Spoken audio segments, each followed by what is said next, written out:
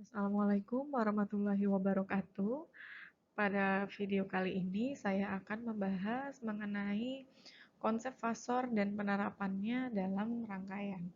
Jadi kalau pada sebelumnya kita telah membahas mengenai rangkaian listrik dengan sumber searah, di mana untuk selang waktu dari 0 sampai tak hingga polaritasnya akan selalu tetap atau konstan. Nah, pada pembahasan kali ini rangkaian listriknya dengan menggunakan sumber bolak-balik maksud saya. Di mana untuk waktu tertentu akan didapat polaritas yang nilainya berubah-ubah, polaritasnya yang berubah-ubah. Nah, sumber bolak-balik atau sumber AC atau alternating current akan mempengaruhi komponen pasif yang digunakan. Pada saat diberikan sumber DC, maka komponen pasif seperti L dan C akan menjadi rangkaian hubung singkat dan rangkaian terbuka. Tapi kalau menggunakan sumber AC pada pembahasan kali ini, komponen pada L dan C nanti akan berbeda, tidak menjadi rangkaian hubungan singkat atau rangkaian terbuka. Nah, sebelum membahas mengenai sumber AC secara mendalam, kita terlebih dahulu mau memperhatikan karakteristik dari sumber atau gelombang AC. Nah, di sini ada fungsi periodik. Suatu fungsi bersifat periodik jika memenuhi fungsi seperti yang di bawah ini. Fungsi Ft sama dengan Ft plus N kali T, di mana N-nya adalah integer, bisa nilainya 0, 1, 2, dan seterusnya. Kemudian T di sini adalah periode, di mana T-nya sendiri adalah seper F, F-nya kan frekuensi, kemudian atau juga T bisa kita hitung atau kita bisa ketahui dari 2pi dibagi omega, di mana omega di sini adalah kecepatan sudut dalam radian per second. Pi-nya di sini juga adalah dalam derajat. Nanti kan bentuk gelombang ya periodenya berapa nanti kita bisa lihat dengan notasi pi-nya tersebut. Nah, di sini ada beberapa bentuk gelombang AC yang terbentuk. Jadi yang pertama ini yang di atas ini merupakan bentuk gelombang AC sinusoidal, fungsinya fungsi sinus karena dia mulainya dari 0. Nah, yang di gambar yang kedua, yang di sini dia sama bentuk gelombang AC sinusoidal juga, tapi fungsinya fungsi kosinus karena dimulainya dari sudutnya adalah 90 derajat. Seperti itu. Nah, yang ketiga di sini ada bentuk gelombang AC fungsi gigi gergaji, bentuknya seperti gigi gergaji. Nah, satu periodenya kalau di di gelombang sinusoidal tadi kan satu lembah satu puncak. Sama ini juga satu lembah satu puncak, tapi bentuknya saja yang berbeda. Dia bentuknya seperti gigi gergaji. Nah, yang keempat ada bentuk gelombang AC fungsi step. Sama ini kayak sinyal ya. Dia gelombang fungsinya nanti seperti ini. Satu periodenya juga sama, ada puncak, ada lembah, seperti itu. Nah, kemudian istilah yang lain di sini ada nilai maksimum. Nilai maksimum itu ditulis sebagai Vmax. Ini notasi penulisannya bisa Vmax atau Vm. Atau kalau dalam arus dia ditulisnya Imax atau Im. Jadi ini nilai-nilai maksimum dari parameter yang mau kita ukur gitu atau yang kita ingin ketahui. Di sini ada tegangan maksimum, di sini ada arus maksimum. Nah, dalam arus bolak-balik terdapat dua nilai maksimum, yaitu maksimum positif dan maksimum negatif. Kalau kita tadi lihat di slide sebelumnya ada gambar gelombang sinusoidal deh yang tadi di contoh yang pertama tadi. Nah, ada gelombang yang membentuk puncak dan ada yang membentuk lembah. Jadi di gambar yang gelombangnya di atas tadi ini saya gambarkan di sini ya. Ini ada lembah, ada puncak, ada lembah. Nah, di sini dia punya nilai, misalnya ini gelombang dari arus ya. Arus bolak-balik di sini adalah maksimum positifnya karena dia berada di sumbu positif, kemudian dia akan mencapai nilai maksimum tapi negatif karena dia ada di titik terendah dari lembahnya ini. Jadi nilainya sama-sama maksimum, tapi bedanya yang satu gelombangnya berada di puncak, yang satu gelombangnya di lembah. Seperti itu.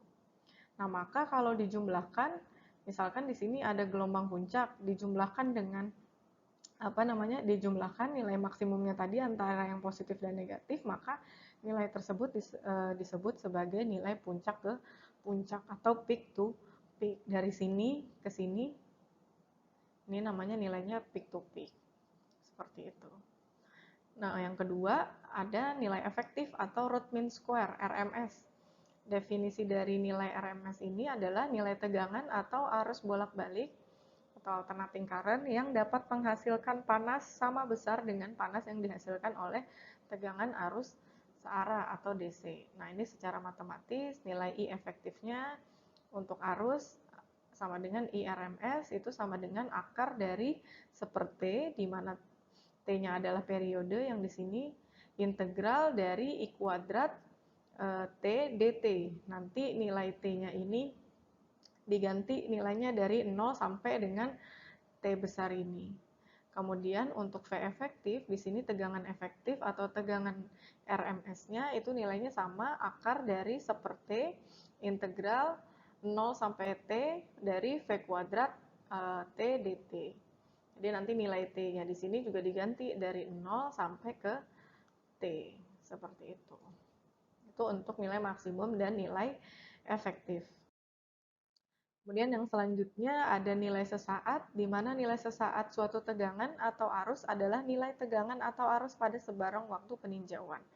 Nah, hal ini mengakibatkan munculnya daya sesaat. Jadi pada T tertentu, maka nanti akan ada nilai tegangan atau ada nilai arus pada waktu tertentu. Jadi nanti nilai T-nya ini yang mempengaruhi dari nilai tegangan atau nilai arusnya tadi. Nah, hal ini mengakibatkan munculnya daya sesaat. Karena tadi ada tegangan sesaat, ada arus sesaat, maka timbul daya sesaat. Besarnya daya sesaatnya atau PT-nya itu sama dengan VT, V pada waktu tertentu dikalikan dengan I kali waktu tertentu. Pengertian besaran dalam persoalan pemindahan energi ini maksudnya PT di sini adalah pemindahan energinya. Seperti itu. Nah, yang selanjutnya adalah nilai rata-rata.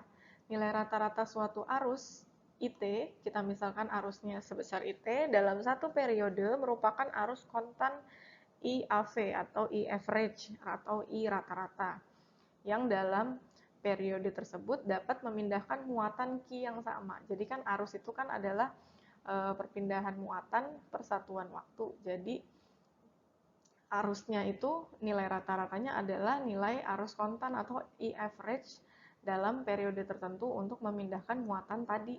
Seperti itu, untuk memindahkan muatan yang sama. Nah, rumusnya adalah untuk IAV-nya itu adalah Q per T. Benar ya, kuat arus sama dengan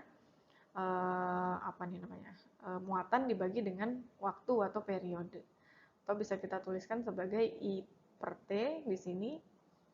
T-nya periode waktu, di sini juga periode, I fungsi T dt.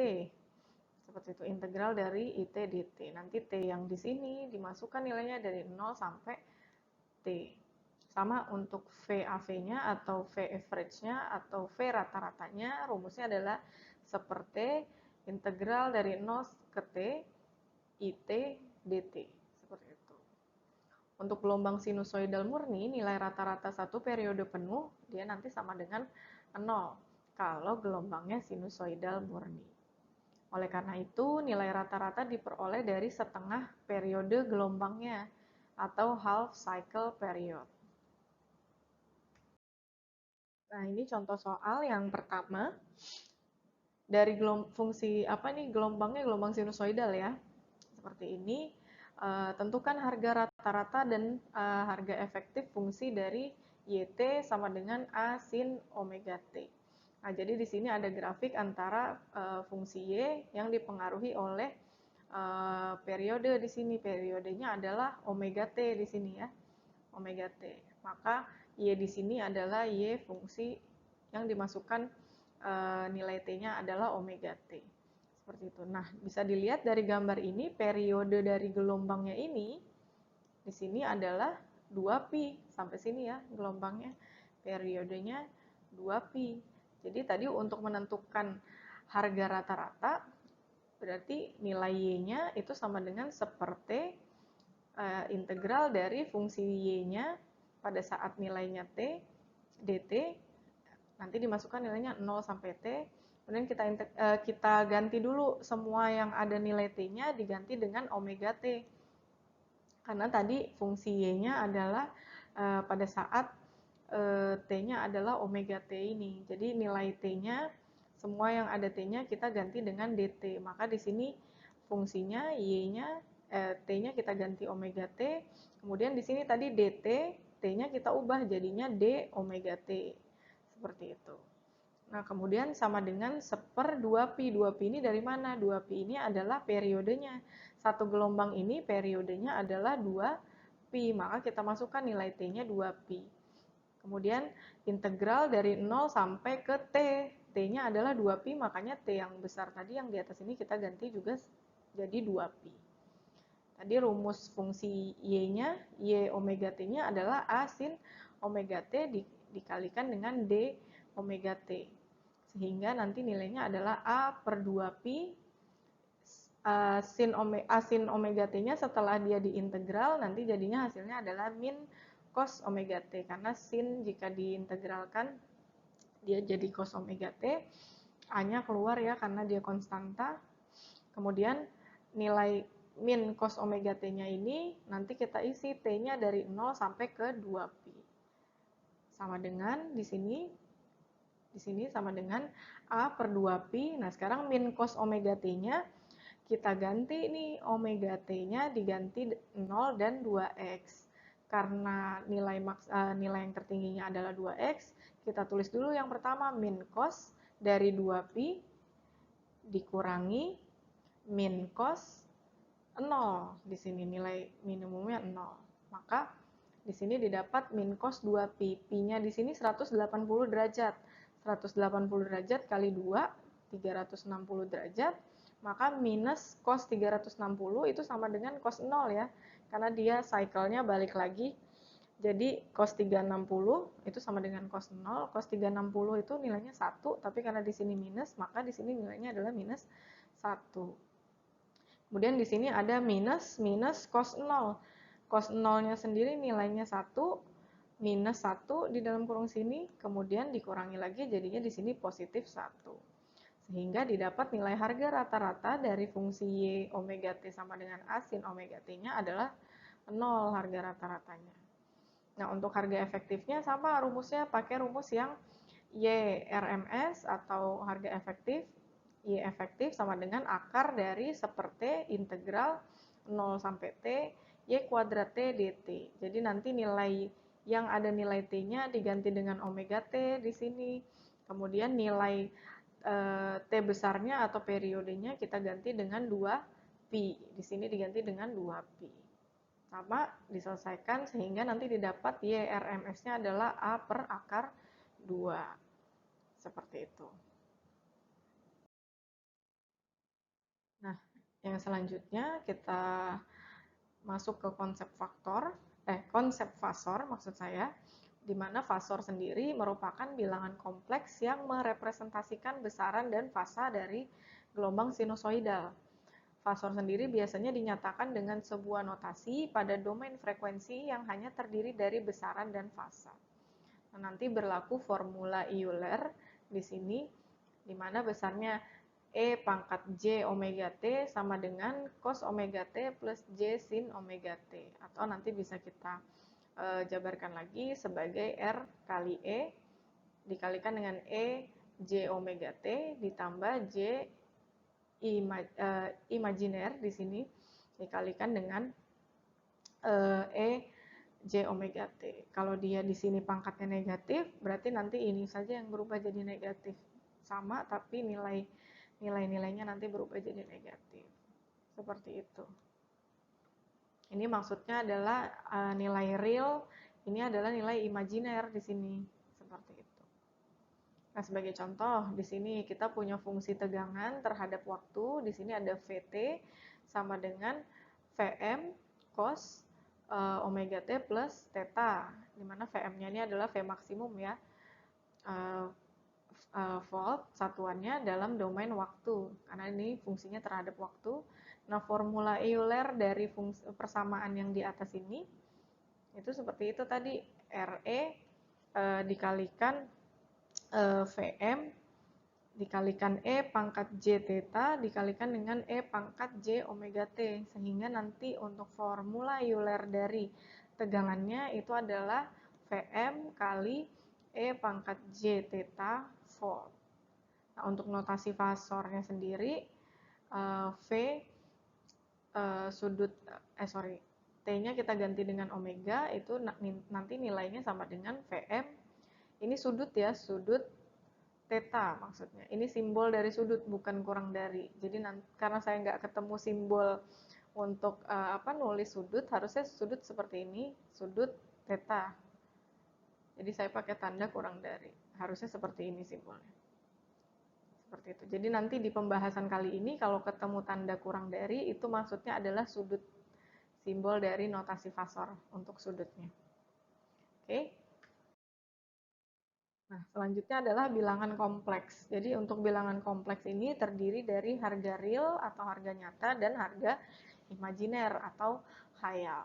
Nah, contohnya di sini Z sama dengan X plus JY, di mana J-nya itu adalah bilangan imajiner tadi yang nilainya sama dengan akar min 1 atau J kuadratnya sama dengan minus 1. Karena nilainya di sini minus, maka dia dianggap sebagai nilainya imajiner. Nah, gambar di bawah ini merupakan grafik untuk bilangan kompleks. Jadi di sini ada sumbu untuk nilai realnya di sumbu X ini untuk nilai realnya yang vertikal ini adalah sumbu untuk yang nilai imajinernya. Jadi untuk persamaan yang pertama ini, Z sama dengan X plus JY, X-nya adalah bilangan realnya di sini. Di sini, makanya X-nya ada di sumbu bilangan real, kemudian Y-nya ada pada sumbu bilangan imajiner. Sehingga nilai Z-nya adalah X plus JY. Kenapa J? Karena ya tadi J-nya berada pada nilai yang imajiner atau sumbu yang imajiner. Itu menyimbolkan bahwa Y-nya nilainya imajiner. Seperti itu. Nah, untuk bentuk, kalau tadi ini merupakan bentuk kartesian, yang ini bentuk polar. Jadi nanti di dalam soal itu nilainya bisa diminta nilai kartesian atau nilai polarnya berapa. Nanti pemakaiannya dalam kalkulator tuh itu bisa dikonversi ya, dari bilangan kartesian jadi bentuk polar. Silakan dipelajari untuk mengubah atau mengkonversi bentuk persamaan yang dari bentuknya kartesian, bilangan kompleks yang bentuknya kartesian menjadi bilangan kompleks yang bentuknya polar, seperti itu. Ada di kalkulator saintifik, nanti boleh dicoba. Oke, selanjutnya, nah ini merupakan bentuk-bentuk dari bilangan kompleks tadi ya, yang bentuk kartesian atau rektanguler, bentuknya adalah Z sama dengan X plus JY, di mana ini nilai realnya, ini nilai imajinernya. Nah, untuk bentuk polarnya seperti ini. Nah, dari persamaan yang ini bisa diubah ke persamaan bentuk polar dengan cara R-nya ini didapat dari mana? R-nya itu didapat dari persamaan-persamaan yang di bawah ini. Dan θ-nya didapat dari mana nih kalau bentuk persamaan bentuk kompleksnya yang awal seperti ini? Nah, didapat dari X-nya sendiri itu sama dengan R cos θ. Seperti itu. Jadi, untuk nilai R-nya bisa dicari sama dengan akar dari X kuadrat tambah Y kuadrat. Ini sama seperti ini aja ya, segitiga, rumus segitiga aja. R-nya itu sama dengan akar dari X kuadrat plus Y kuadrat. Nanti bisa dimasukkan nilainya. Sehingga didapat nilai R-nya berapa. Karena di sini diketahui nilai X, diketahui nilai Y. Tinggal kita masukkan nilai X-nya ke sini, masukkan nilai X-nya ke sini, nanti didapat nilai R-nya untuk mengubah ke bilangan polar. Nah, θ-nya sendiri didapat dari rumus ini. Y sama dengan R sin θ, di mana θ-nya sama dengan tangen min 1 atau arkes tangen dari Y per X. Sehingga kalau sudah dapat nilai ini, kita bisa mengetahui nilai polarnya bagaimana untuk mengkonversi dari kartesian ke polar. Nah, yang ketiga di sini ada bentuk eksponensial. Jadi bentuk eksponensial itu ada bilangan berpangkat ini nih, E berpangkat J theta itu merupakan bilangan eksponensial. Nah, untuk mengubahnya ke sini itu bisa dicari dari X plus JY sama dengan R cos theta ditambah JR sin theta sama dengan R cos theta plus J sin theta. Sehingga nanti nilainya adalah X plus J-nya itu adalah R kali E pangkat J theta. Nah, untuk bentuk trigonometri yang seperti ini, Z sama dengan R dikalikan dengan cos theta ditambah J sin theta. Nah, yang selanjutnya adalah konjugasi bilangan kompleks. Jadi konjugasi itu adalah lawannya ya, konjugatnya itu, lawan dari sebuah bilangannya itu. Nah, kalau misalnya bilangan awalnya adalah Z, maka konjugasinya adalah Z bintang seperti ini. Lawannya adalah ini simbolnya. Nah, sekarang kita punya bentuk kartesian tadi Z sama dengan X plus JY. Nah, konjugatnya apa atau konjugasi dari persamaan bilangan kompleks ini apa? Ini. Tinggal kita ubah aja.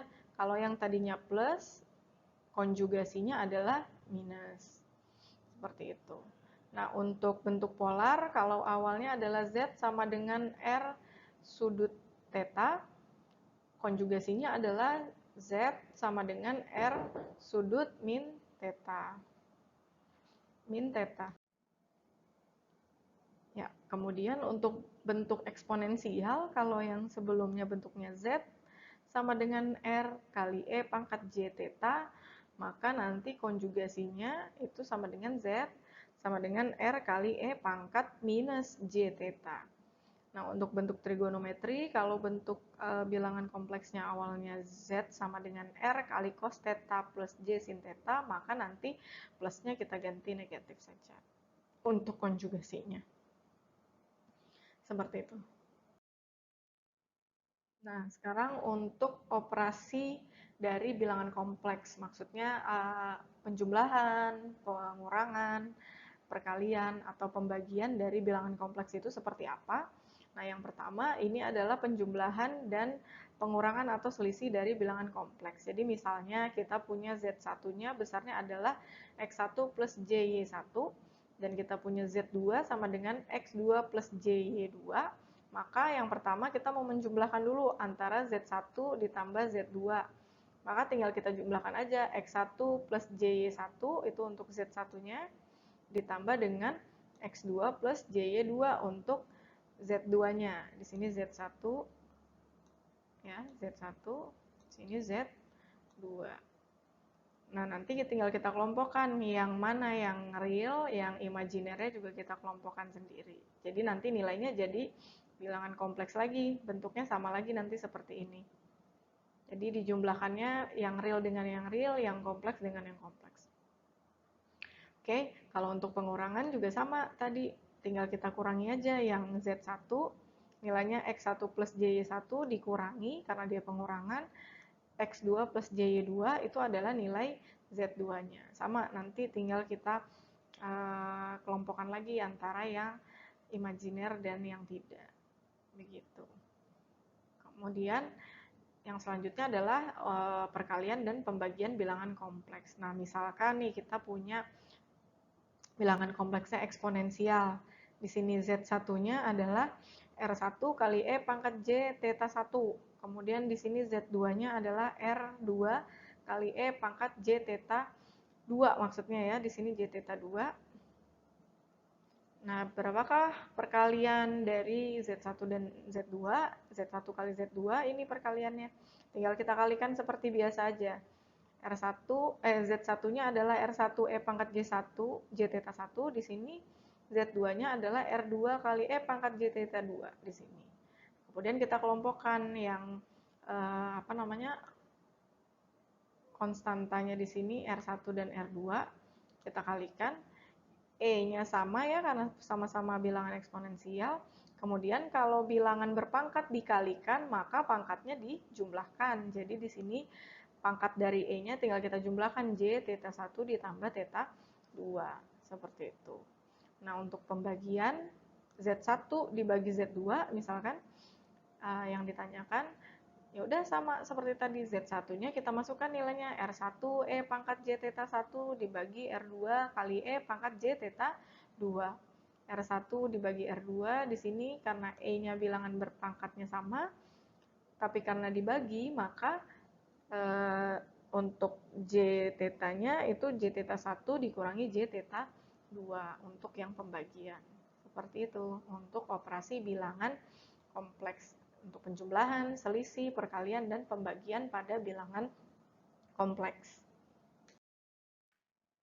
Nah, kemudian di sini ada karakteristik arus dan tegangan sinusoidal bentuk kompleks. Jadi kalau bilangannya bilangan kompleks, tadi ya ini nilai tegangan yang di awal ini adalah nilai tegangan yang melewati elemen pasif jika arusnya sinusoidal.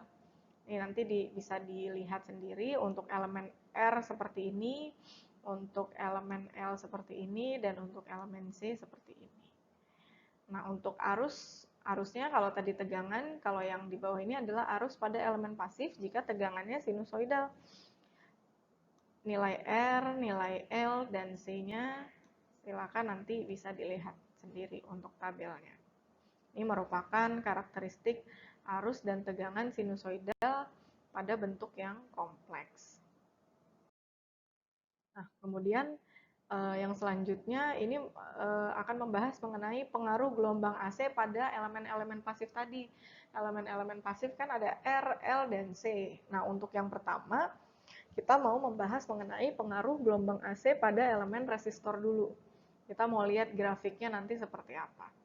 Nah, yang pertama, jika arus yang mengalir pada elemen resistor sebesar I sama dengan IM, I maksimum, kali sin omega T ampere, ini notasi fasornya nanti seperti ini. I sama dengan I maksimum sudut 0 derajat.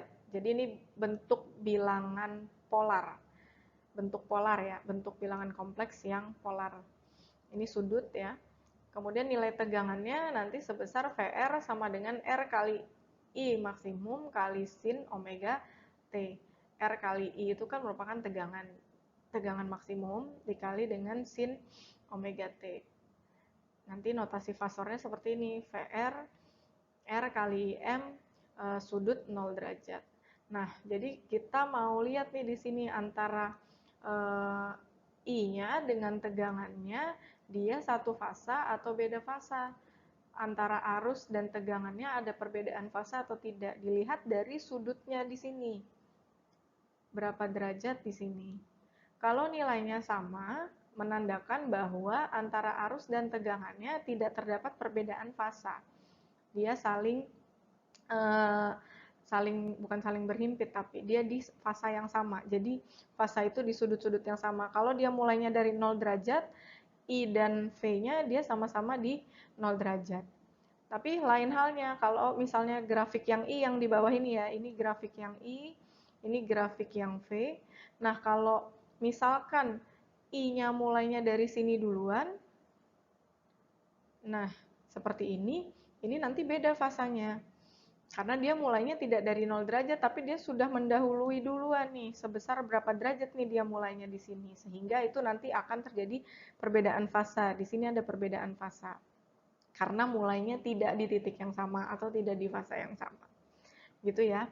Jadi untuk pengaruh gelombang AC pada elemen resistornya sendiri, dia tidak menyebabkan adanya perbedaan fasa. Jadi nilai impedansi pada elemen R-nya atau ZR-nya itu adalah VR dibagi dengan I, di mana VR-nya tadi adalah R kali IM sudut 0 derajat dibagi IM 0 derajat. Ini kan bisa hilang ya.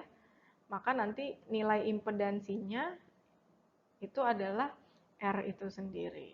Seperti itu. Nah, ini tadi grafik untuk arus dan tegangan sinusoidal pada resistor. Jadi dia sefasa. Dikatakan sefasa karena dia memulai dari titik yang sama, di sini 0 derajat. Nah, pada saat 180 derajat sama nih, berhimpit lagi dia ketemu. Jadi kenapa sefasa di titik-titik yang pada saat dia T-nya, misalkan di sini T-nya 1 detik. 1 detik dia berada di sudut yang sama di sini. Dia mencapai nilai maksimum nih di sini, mencapai nilai maksimum di titik yang sama dan di sudut yang sama maksudnya. Seperti itu. Sama, nanti dia kembali lagi, ketemu lagi di sudut yang sama atau fasa yang sama, sorry. Ini dikatakan fasanya sama untuk elemen resistor.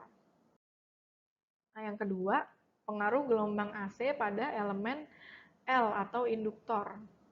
Jika arus yang mengalir pada elemen induktor sebesar I sama dengan IM sin omega T, jadi untuk arusnya yang mengalir sama seperti yang R-nya tadi, di mana notasi fasornya adalah I sama dengan IM sudut 0 derajat, maka nanti nilai tegangan pada elemen induktornya besarnya adalah ini VL sama dengan omega L IM sudut 90 derajat. Di sini dia tegangannya sudah duluan sebesar 90 derajat nih di sini. Omega kali L dikalikan dengan I M sin omega T ditambah 90 derajat karena dia sudah mulai duluan lebih dulu daripada si arusnya sebesar 90 derajat. Seperti itu. Kalau dia tandanya plus di sini plus 90 derajat berarti dia sudah lebih dahulu sebesar 90 derajat pada saat arusnya masih di 0 derajat. Bisa dilihat di samping ini. Jadi di sini ini adalah gelombang dari arusnya, di sini adalah gelombang dari tegangannya. Bisa dilihat pada saat arusnya baru mau mulai ternyata tegangannya sudah mulai nih. Di sini sudah jalan sampai ke sudut 90 derajat, dia sudah mencapai V maksimumnya nih di sini pada saat I-nya baru mau memulai. Seperti itu. Jadi di sini ada perbedaan fasa di sini. Di sini ada perbedaan fasa di mana fasa dari tegangannya sudah mendahului sebesar 90 derajat dari I. Sehingga fasa arusnya tertinggal sebesar 90 derajat dari fasa tegangan. Ini yang dikatakan arusnya lagging karena dia tertinggal dari fasanya tegangan. Nah, untuk nilai impedansi pada elemen L-nya, itu nilainya adalah ZL sama dengan VL dibagi I. Sehingga nanti didapat ZL-nya adalah J kali omega L. Ini untuk rumus impedansi pada elemen induktor.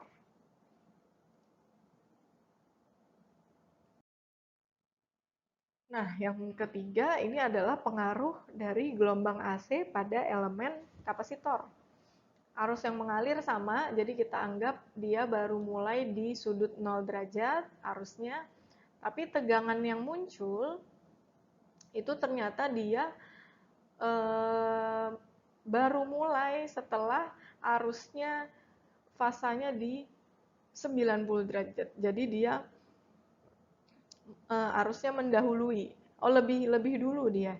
Lebih dulu 90 derajat dibandingkan fasa tegangannya. Jadi bisa dilihat gambar di samping bahwa ini grafik arusnya seperti ini. Jadi tegangannya di sini ya. Kita lihatnya dari gelombang yang sama. Pada saat arusnya 0 derajat, di sini tegangannya belum mulai. Tapi setelah dia sampai 90 derajat di sini arusnya tegangannya baru mulai di sini. Jadi arusnya sudah mendahului fasa dari tegangan sebesar 90 derajat. Di sini ada perbedaan fasa sebesar 90 derajat. Nah, karena arusnya mendahului 90 derajat dari fasa tegangan, maka dikatakan arusnya leading. Jadi nilai impedansi pada elemen kapasitornya adalah Zc sama dengan Vc dibagi I, nanti akan didapat nilai Zc-nya adalah 1/J omega C. Nah, jadi keywordnya di sini adalah kalau dia dikatakan arusnya leading ketika arusnya mendahului tegangan. Tapi kalau dikatakan arusnya lagging jika arusnya tertinggal dari tegangan. Seperti itu. Jadi yang dihafalkan adalah arusnya saja. Arus leading berarti arusnya mendahului, kalau arusnya lagging berarti arusnya tertinggal. Seperti itu. Nah, yang selanjutnya adalah impedansi kompleks. Jika rangkaian seri dari resistor dan induktor RL itu dihubungkan dengan gelombang AC, jadi di sini ada komponen R dan L yang di seri, kemudian dihubungkan dengan sumber AC. Di sini, kalau ada arus yang mengalir sebesar I, di sini ada arus yang mengalir sebesar I, di mana I-nya adalah I maksimum kali sin omega T, ampere, notasi faktornya seperti ini, maka dengan hukum Kirchhoff kedua, sigma V sama dengan 0, besarnya VAC di sini adalah VR yang ada di sini, tegangan di resistor ditambah dengan tegangan yang ada di induktor. Di mana tadi tegangan yang pada resistornya, seperti yang dibahas sebelumnya, adalah R kali IM kali sin omega T, atau bentuk polarnya adalah R kali IM sudut 0 derajat. Nah, untuk VL-nya adalah omega kali L kali I maksimum kali sin omega T plus 90 derajat. Sehingga untuk IM kali Z totalnya itu sama dengan R kali IM ditambah J kali omega L kali IM. Di mana R-nya tadi ini adalah tegangan pada pada resistor, ini adalah tegangan pada induktor. Ini adalah tegangan totalnya atau VAC-nya. Tadi V sumbernya. Nah, untuk Z totalnya sendiri adalah resistor ditambah impedansi pada induktor tadi J omega L. Jadi ini adalah tegangan totalnya, di sini ini adalah impedansi totalnya dari rangkaian seri antara resistor dan induktor yang dihubung secara seri, Pak, dan dihubungkan dengan sumber AC. Seperti itu. Nah, ini adalah diagram impedansi dari rangkaian seri jika yang di seri adalah resistor dengan induktor. Seperti itu. Nah, yang selanjutnya kalau rangkaian yang di serinya adalah resistor dan kapasitor. Sama seperti tadi, kalau di sini ada arus yang mengalir sebesar I, maka pakai hukum Kirchhoff kedua tadi, sigma V sama dengan 0, VAC-nya itu akan sama dengan VR ditambah dengan VC, di mana VR-nya adalah ini tadi, dan VC-nya adalah ini. Untuk mengetahui VAC-nya atau V totalnya tadi, itu rumusnya adalah R kali IM dikurangi JIM per omega C. Dan untuk impedansi totalnya adalah R dikurangi minus J per omega C atau R plus 1 per J omega C. Ini adalah diagram impedansi dari rangkaian seri R dan C yang dihubungkan dengan gelombang AC atau sumber arus bolak-balik. Nah, yang selanjutnya tadi RL sudah, RC sudah, sekarang mau kita seri tiga-tiganya antara R, L, dan C yang dihubungkan dengan sumber AC. Sama ada arus yang mengalir di sini sebesar I sama dengan IM sin omega T. Dengan menggunakan hukum Kirchhoff 2 di mana sigma V sama dengan 0, maka V sumbernya di sini adalah penjumlahan dari tegangan pada R ditambah tegangan pada L ditambah tegangan pada C. Sehingga total dari tegangannya atau VAC-nya adalah R kali IM ditambah J omega L IM dikurangi J IM per omega C. Nah, untuk impedansi totalnya adalah R ditambah J omega L dikurangi J per omega C. Seperti itu. Ini kalau tiga komponen tadi dirangkai secara seri dan dihubung dengan sumber AC. Nah, yang selanjutnya adalah rangkaian seri dan paralel dari impedansi. Nah, yang pertama ini, jadi ada tiga impedansi, ada Z1, ada Z2, dan ada Z3, di mana masing-masing Z ini punya tegangan. Di sini ada V1 adalah tegangan pada impedansi 1, V2 adalah tegangan pada impedansi 2, dan V3 adalah tegangan pada impedansi 3. Nah, untuk rangkaian seri impedansi, untuk menentukan Z totalnya pada rangkaian seri ini sama, tinggal kita jumlahkan Z1 tambah Z2 tambah Z3. Kemudian untuk rangkaian paralel, dia arusnya ya yang sama di sini, sehingga nanti untuk penjumlahan dari impedansinya itu adalah 1/Z total sama dengan 1/Z1 tambah 1/Z2 ditambah 1/Z3. Sama, di sini yang sama di impedansinya adalah nilai tegangannya, kalau di sini adalah yang sama arusnya, sama seperti pada resistor gitu, karakteristiknya sama seperti resistor. Nah, yang selanjutnya adalah admitansi bilangan kompleks. Jadi di sini ada persamaan Y sama dengan 1/Z. Jadi Y ini adalah admitansi, kebalikannya dari impedansi, di mana besarnya admitansi itu sama dengan 1/Z. Nah, G di sini adalah konduktansi, itu adalah kebalikan dari R, di mana R itu kan hambatan ya, resistor untuk menghambat. Kebalikannya adalah konduktansi, konduktansi kan penghantar. Seperti itu. Jadi nilainya G sama dengan 1/R. Nah, di sini adalah B. B itu adalah suseptansi, di mana besarnya adalah sama dengan 1/X, kebalikan dari reaktansi. Nah, Z sendiri itu besarnya adalah R ditambah JX. Jadi Z ini adalah penjumlahan atau pengurangan dari resistansi ditambah reaktansi. Kemudian untuk admitansi itu adalah G ditambah plus minus dari JB. Untuk Y-nya admitansi, G-nya konduktansi, dan B-nya adalah suseptansi. Jadi ini merupakan kebalikan dari yang ini. Seperti itu. Nah, yang selanjutnya ini adalah diagram fasor. Baik. Nah, untuk gambar yang pertama di sini kita bisa lihat fungsi T itu dari R kali E kali J omega T, atau sama dengan R sudut omega T. Nah, di sini kita bisa lihat kita punya R, punya nilai R yang berada di fasa 0 derajat. Jadi gambar grafiknya seperti ini. Dia berhimpit dengan garis 0 derajat. Nah, kemudian yang gambar kedua adalah diagram fasor, fasanya 45 derajat ditinjau dari yang 0 derajat tadi. Berarti tinggal kita tarik nilai R-nya sebesar 45 derajat. Kemudian yang ketiga adalah gambar diagram fasor yang fasanya 90 derajat di sini. Berarti arahnya seperti ini. R-nya fasanya 90 derajat.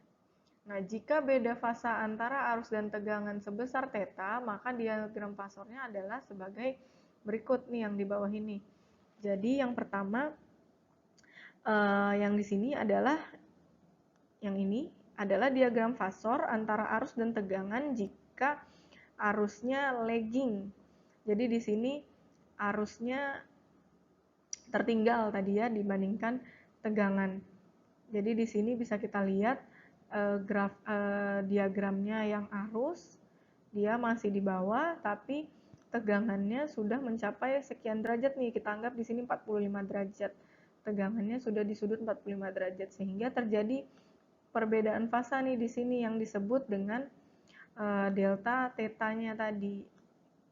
Nah, delta θ-nya tinggal kita kurangin aja. Di sini I-nya sudah ada di sudut berapa, kemudian di sini V-nya sudah ada di sudut berapa. Tinggal kita kurangi. Delta θ-nya adalah sudut pada tegangan ini dikurangi sudut pada arusnya. Ini kalau dikatakan arusnya lagging. Kalau arusnya leading berarti arusnya sudah mendahului daripada tegangan, sehingga bisa kita lihat nih dari gambar di samping ini, diagram fasornya, tegangannya masih di sudut minus berapa ini dari 0, tapi untuk yang sudut arusnya dia sudah melewati 0, mungkin di sekitar 45 derajat. Sehingga terjadi beda fasa di sini, ada θ. Seperti itu. Nah, untuk contohnya di sini tentukan arus I4 yang keluar dari percabangan saat arus I1, I2, dan I3 masuk percabangan jika I1-nya 6 cos 3T. I2-nya 4 cos 3T min 30 derajat. I3-nya sama dengan min 4 akar 3 cos 3T plus 60 derajat. Jadi ini kita mau mengoperasikan penjumlahan dan pengurangan dari bilangan kompleks dulu yang pertama.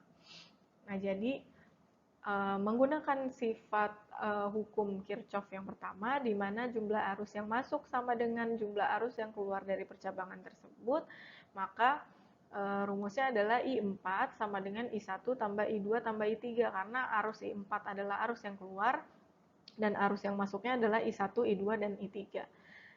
Yang ditanyakan adalah I4-nya berapa? I4-nya tinggal kita jumlahkan aja. I4 sama dengan I1 tambah I2 tambah I3, di mana I1-nya adalah 6 cos 3T, ditambah I2-nya adalah 4 cos 3T min 30 derajat, ditambah I3-nya. I3-nya adalah minus 4 akar 3 cos 3T plus 60 derajat. Nah, agar lebih mudah, maka kita ubah bentuknya dalam notasi fasor, dalam bentuk polar seperti ini.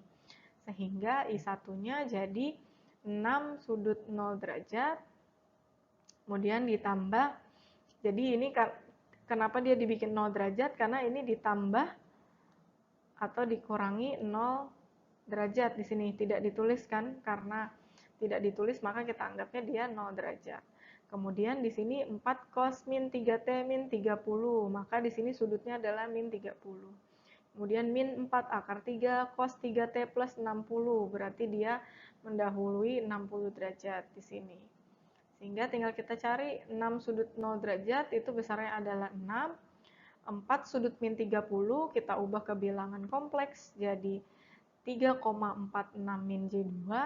Kemudian yang bilangan polar ini, min 4 akar 3 sudut 60, berubah jadi min 3,46 dikurangi J6.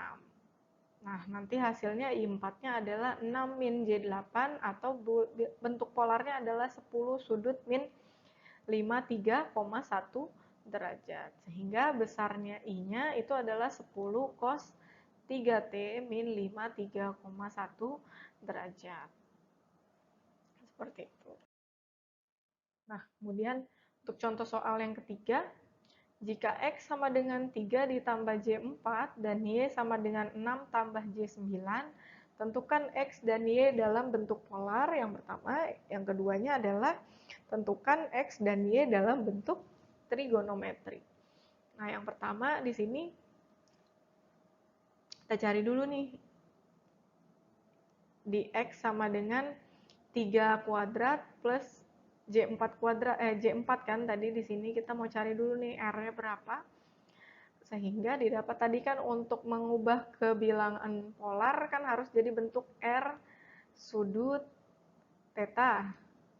Nah, untuk cari R-nya tadi dicari dari X kuadrat, ini kita anggap ini X kuadratnya ditambah Y kuadrat. Maka di sini nilainya adalah 3 kuadrat ditambah 4 kuadrat, sehingga besarnya R-nya adalah 5. Berarti di sini R-nya adalah 5. Kemudian untuk cari tetanya tadi adalah arkes tangen dari Y per X, di mana Y-nya yang di sini adalah 4, X-nya adalah 3. Jadi arkes tangen dari 4 per 3, besarnya adalah 53,1 derajat. Tetanya di sini adalah 53,1 derajat. Sehingga nanti didapat nilai X yang ini adalah R sudut theta, di mana R-nya 5 tadi, tetanya adalah 53,1 derajat. Yang Y-nya juga sama caranya. Untuk cari nilai Y-nya itu dicari dari X-nya punya Y ini 6 kuadrat ditambah 9 kuadrat, sehingga didapat nilai R-nya adalah 10,8. Untuk sudutnya adalah arkes tangen dari Y per X. Jadi didapat sudutnya adalah 56,3 derajat. Sehingga Y yang ini kalau diubah ke bentuk polar nanti hasilnya adalah 10,8 sudut 56,3 derajat. Nah, untuk diubah ke bentuk trigonometri tadi caranya adalah yang ini tinggal kita masukkan nih nilainya R cos theta ditambah JR sin theta. R-nya tadi dapat 5 untuk yang A ya.